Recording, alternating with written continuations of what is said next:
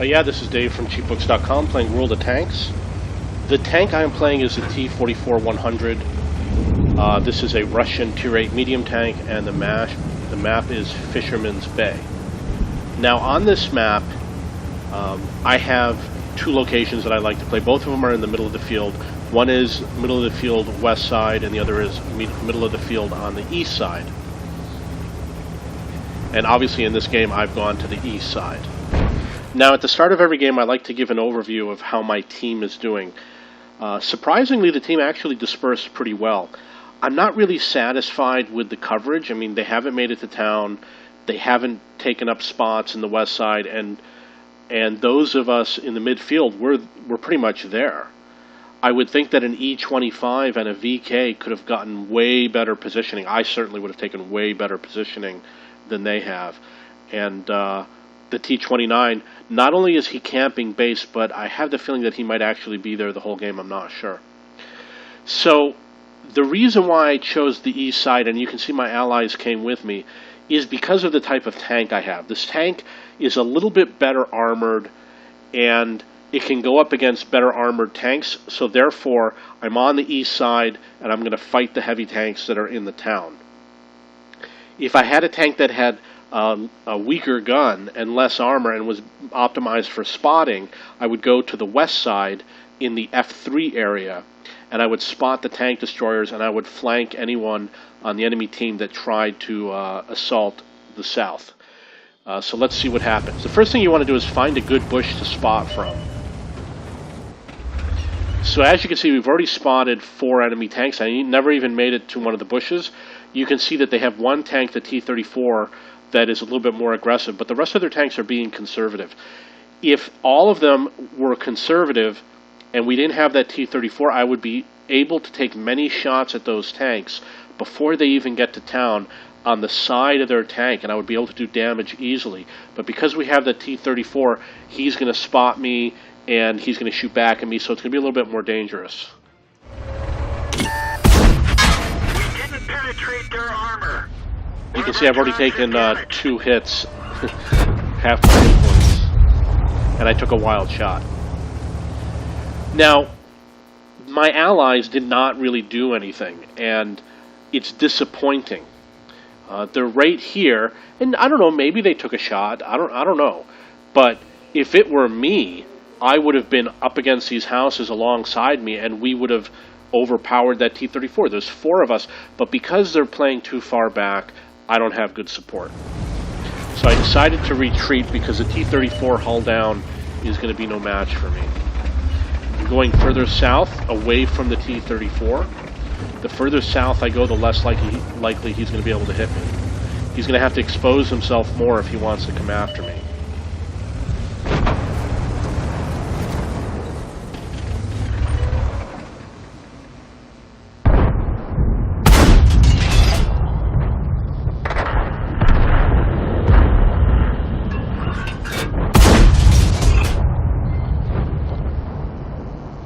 Now you'll also notice that in the town we see it's basically conservative. They're just camping back in protective defensive positions. And on the west side there's no enemy spotted yet.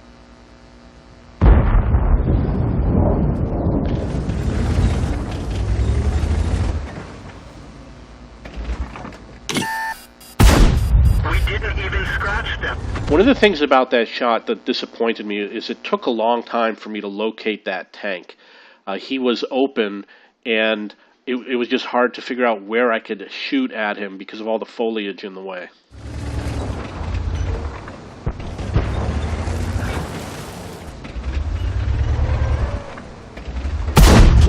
Critical hit. Okay, notice that I'm firing HE rounds because I want to hit their turrets without bouncing.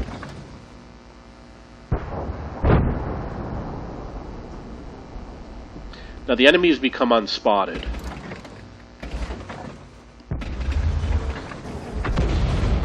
So obviously we have to respot them.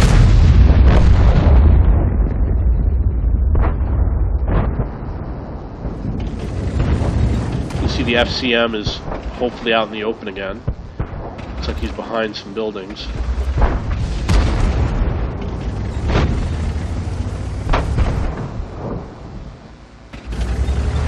Based on the map, it looks like those are solid buildings. If they weren't, I would absolutely shoot the buildings down to get a shot at that FCM. It opens him up to get shots for my allies to shoot at him, and plus it is very low risk. However, you do use up your rounds doing that. And you certainly don't want to use your expensive rounds to do that.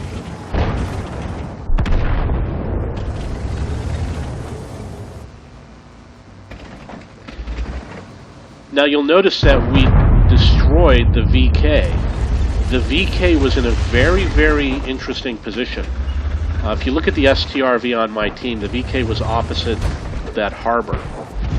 And by protecting that position, he prevents the team from being flanked. But unfortunately, they gave up that position. So we could easily run through the town, go all the way to the north, and get behind the enemy. They totally left it open.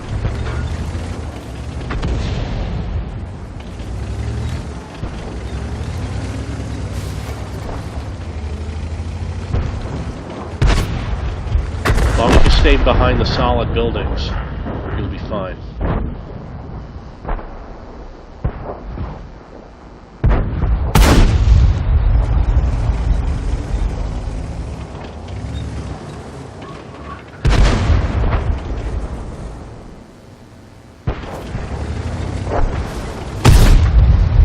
It's too bad I missed that shot. That easily could have been a kill shot.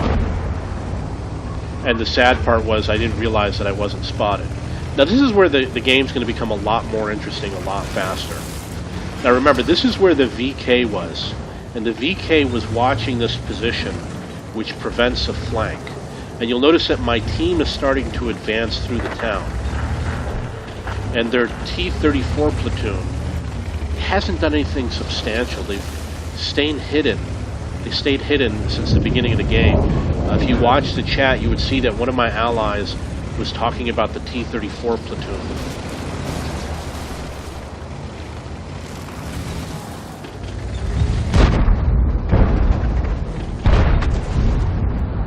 What I should have done was knock those walls down. That was a big mistake. And the reason why I didn't do it is because I haven't done this maneuver in a long time. So I kind of don't really remember much about what it's like driving back here. But as you can see, I was able to go absolutely behind the enemy team. The STRV also has the same opportunity. And they haven't spotted me. Well, I guess now they have. Ready to fire. Where'd they go? So I had some sloppy gameplay. Oh, somebody shot at me. I just saw a shot come in. Critical hit. Ready to fire. Penetration. So there's two tanks that we don't know where they are. I wonder if there's a tank. They lost. They're knocked out.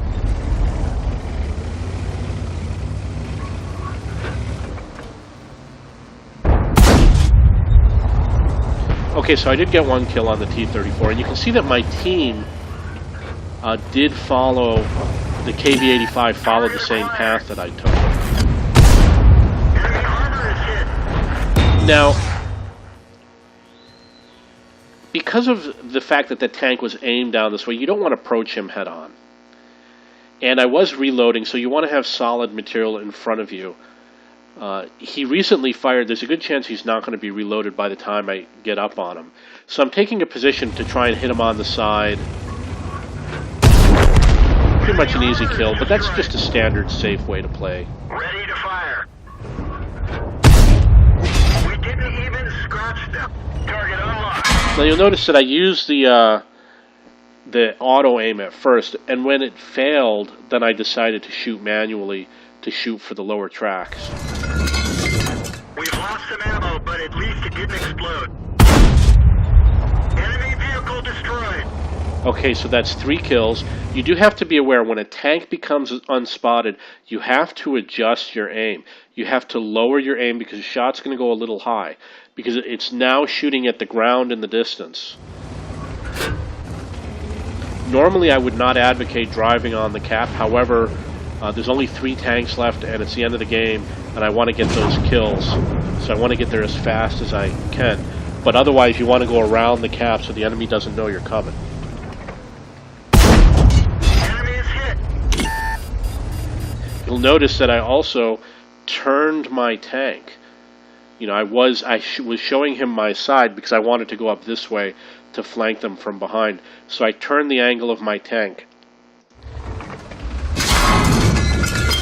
We've lost some ammo, but at least it didn't explode. Unfortunately, I missed the front of his tank, and unfortunately it hit the track. Bail out. This vehicle has had it. Okay, so that was the end of the game for me.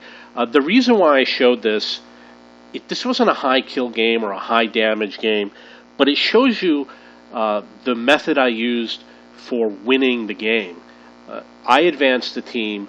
I was patient. I went to the middle field. I observed the tanks. We got some early shots in if we could.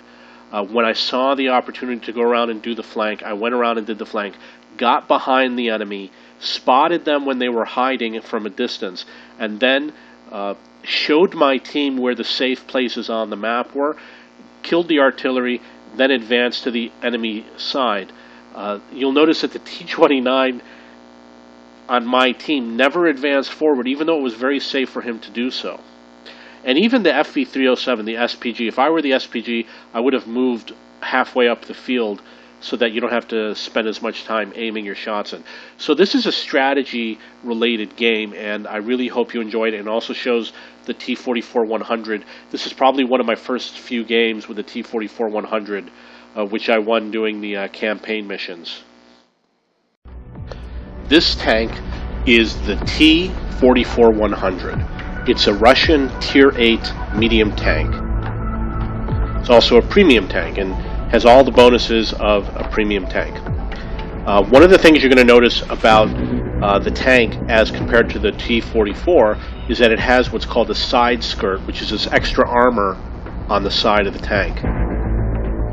The extra armor is not really intended to stop large shells, but it does give added protection to the tracks.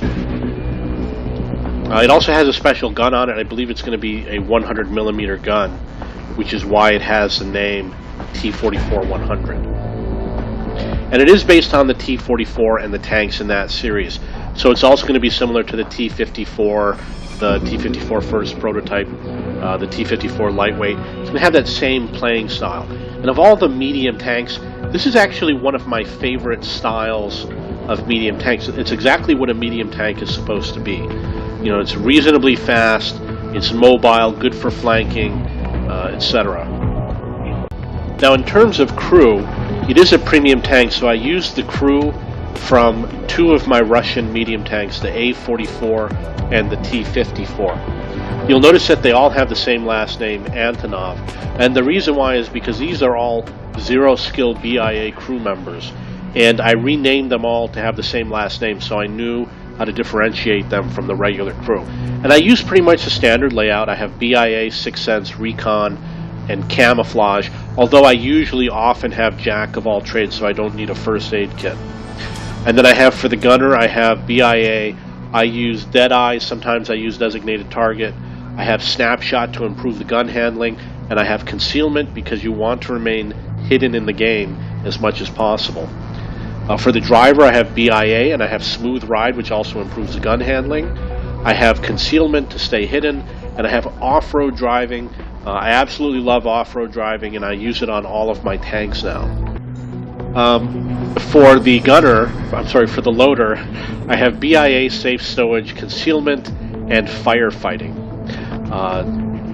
The Safe Stowage drastically reduces the amount of time I get ammo racked, and since I have 114 tanks and 114 sets of crew, when I added Safe Stowage, the number of times I get ammo racked or that my ammo gets hit has reduced dramatically, so it reduces my reliance on a repair kit. I also use Concealment to remain hidden in the game, and I added Firefighting, although on some tanks I use repairs, but for the most part I use Firefighting because I want to reduce the chance that I get fire. Or this doesn't reduce the chance you get on fire, but it reduces the amount of damage you take when you do catch on fire. If you have one crew member at 100% for firefighting and you have full health and you catch on fire, it will save your tank. terms of equipment, it's the same thing that I have for most of my tanks. Medium caliber gun rammer, coated optics so I can see the enemy before me, and vents, which improves a variety of various aspects of the tank. I use, in terms of ammunition, I use usually a third AP, a third APCR, and a third AG, but on this particular tank, I have 23 rounds AP, 23 rounds APCR, and only 10 AG, and for me to have 10 AG is really low. I could probably put some more AG rounds onto this tank, and I definitely will use them. And I'm currently using the small repair kit and the large repair kit. For the first 3 years that I've been playing the game, that's standard. And I usually had the automatic fire extinguisher. I wasn't catching on fire very often, so I switched to the first aid kit. But then I started using jack of all trades, so now I use the high octane fuel or the premium oil to give a little bit better engine performance. I currently have 12 premium medium tanks, and the thing that I like, and this is tier 8 only, and the thing that I like about the medium tanks is that there's a lot of variety. You can get something that's a little bit more like a heavy tank, and something that might be a little bit more like a light tank, and something that's truly a medium. I like a whole variety of these tanks, and as far as the T44-100 goes, I've only played a few games in it so far, but I definitely believe that this is an awesome tank. I really enjoy playing it. If you have to make a decision between which tier 8 medium tank you want to buy, I would say strongly take a look at the T26E4 Super Pershing. This allows you to fight against heavy tanks with no problem. The Panzer Mutz is a great tank. I like playing the FV4202. I like the Japanese STA2. If you want a really fast tank, you're going to want the AMX CDC. But otherwise, I do think this is a wonderful tank. And I would say it probably compares best with the M46 Patton in terms of the mobility and the gun, etc. When you compare the T44-100 to other tier 8 medium premium tanks, of which I have 12 of them, you're going to find it kind of falls in the middle of everything. In terms of the standard shell damage, most medium tanks are in the same range. In terms of penetration, this is actually a little bit low in terms of penetration compared to medium tier 8 premiums. The rate of fire, nothing special about it. The traverse speed is actually the highest on this tank. The gun depression and elevation, it's good, nothing special. Hit points are in line with the other tanks. The armor, the hull armor and the turret armor is actually pretty good. It's not the best, but it's pretty good compared to the other medium tanks, which obviously tend to have weaker armor. Then you get to the speed. In terms of speed, it's definitely on the upper end. It's not the fastest, but it's up there with the CDC is obviously the fastest. So this would be one of the second most fastest tanks. Concealment, it does perform best in terms of concealment. For view range, it's similar with the other tanks, and for the signal range of the radio, it's also similar to the other tanks. So the T44-100, in comparison to Tier 8 premium medium tanks, is pretty much an average tank. I've taken the T44-100 and I did a comparison with other Russian tanks, and mostly mediums, but also a light tank. I compared it to the T44, the T54 lightweight, the T54, and the T54 Mod 1. Most of these tanks are all pretty much similar statistically in terms of the firepower, the gun, the hull armor, the turret armor, the speed. They all fall into the same range. In fact, in some cases, for example with the gun, the specifications are identical. So the final question is, should you buy this tank? If you're considering buying a Tier 8 premium medium tank, I would say it is a good choice, but bear in mind it might not be the best premium Tier 8 medium tank.